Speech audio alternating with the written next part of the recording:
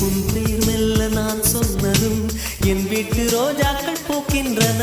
ஒரு நாள் உனை காணாவிடில் எங்கே உன் அன்பென்று கேட்கின்றன. நீ வந்தால் மறுகணம் விடியும் என் வானமே. மழையில் நீ நனைகையில் எனக்கு காய்ச்சல் வரும். வெயிலில் நீ நடக்கையில் எனக்கு